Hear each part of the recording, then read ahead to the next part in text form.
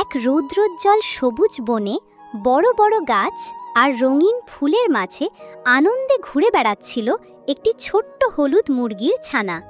সে প্রজাপতির সাথে খেলছিল।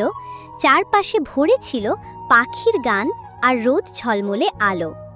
হঠাৎ করে সব কিছু বদলে গেল। সবুজ বনটি মুহূর্তেই বরফে ঢেকে গেল। পাতাহীন গাছ, চারদিকে কেবল সাদা বরফ আর ঠান্ডা হাওয়া। মুরগির ছানাটি অবাক হয়ে চারদিকে তাকাতে লাগল। তার মুখে দুঃখ আর ভয়। ঠান্ডায় কাঁপতে কাঁপতে ছানাটি এক গাছের নিচে বসে পড়ল। সে দুর্বল হয়ে কাশছিল। ঠিক তখনই সেখানে হাজির হলো একটি সাদা খরগোশ। সে দয়ালু চোখে অসুস্থ ছানাটির দিকে এগিয়ে গেল।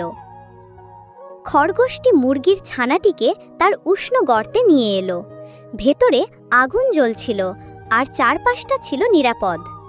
তারা একসাথে বসে আগুনের পাশে উষ্ণতা পাচ্ছিল। খরগোশটি মমতা দিয়ে ছানাটির যত্ন নিতে লাগল। পরদিন ভোরে খরগোশটি বের হলো বরফে ঢাকা পাহাড় পেরিয়ে। দীর্ঘ যাত্রার পর সে পাহাড়ের চূড়ায় পৌঁছে এক উজ্জ্বল জাদুকরী ফুল খুঁজে পেল। সাহস আর আশা ভরা চোখে সে ফুলটি নিয়ে আবার ফিরে এলো। নিজের আশ্রয়ে ফিরে খরগোশটি সেই ফুল দিয়ে স্যুপ রান্না করল। মুরগির ছানা স্যুপ খেয়ে ধীরে ধীরে সুস্থ হয়ে উঠল।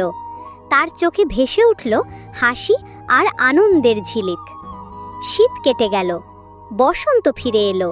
সবুজ বন আবার ফুলে ভরে উঠল। হলুদ মুরগির ছানা আর সাদা খরগোশ একসাথে খেলতে লাগলো। তাদের বন্ধুত্ব হয়ে উঠল আরও গভীর, আরও অটুট।